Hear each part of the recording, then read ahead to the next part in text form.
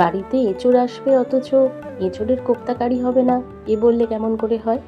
আর কদিন বাদে তো কাঁঠাল হয়ে যাবে, তাই আজ ভাবলাম বানিয়ে নিই পেঁয়াজ রসুন ছাড়া নিরামিষ এঁচোড়ের কোপ্তা কারি। তো প্রথমে এঁচোড় আর আলুকে একটু নুন হলুদ দিয়ে দুটো সিটি দিয়ে নিয়েছি। এরপর গরম অবস্থায় অল্প অল্প করে একটা ফর্ক দিয়ে একটু স্ম্যাশ করে নিয়েছি। এরপর একে একে ওর মধ্যে আদার রস, হলুদ, লঙ্কা গুঁড়ো, জিরে গুঁড়ো, ধনে গুঁড়ো এই সমস্ত কিছু পরিমাণ মতো মিশিয়ে নুন চিনি দিয়ে কাঁচা লঙ্কা কুচি মিশিয়ে এর মধ্যে দিয়ে দিয়েছি অল্প গ্রেট করে রাখা কাজু আর কিশমিশ। এর সঙ্গে প্রয়োজন মতো বেসন মিশিয়ে হাতে করে ভালো করে চটকে কোপ্তাগুলোকে রেডি করে নিয়েছি। আর হ্যাঁ, এর সঙ্গে আমি অল্প একটু বেকিং সোডাও দিয়েছি। এরপর কড়াইতে সর্ষের তেল দিয়ে এক এক করে বড়াগুলোকে লাল লাল করে ভেজে নিয়েছি। এখন কারিটা বানিয়ে নেব।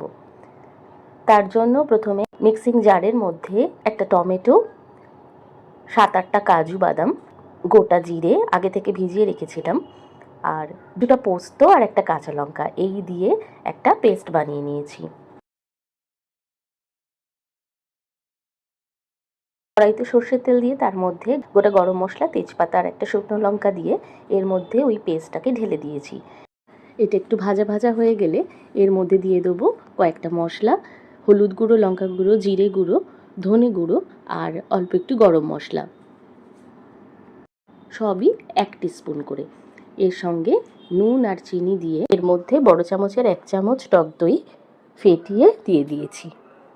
সব মশলা ভালো করে ভেজে নিয়ে এর মধ্যে দিয়ে দিয়েছি পরিমাণ মতন জল। ঝোলটা একটু ফুটে উঠলে এর মধ্যে ভাজা কোপ্তাগুলো দিয়ে ঢাকনা দিয়ে হতে দিয়েছি মিনিট 5। নামানোর আগে ওপর থেকে ঘি ছড়িয়ে নিয়ে নামিয়ে নিলেই তৈরি হয়ে গেল এঁচোড়ের কোপ্তা কারি। কথা দিচ্ছি, নিরামিষ পদ হলেও ভাতের পাত কিন্তু একেবারে জমে যাবে।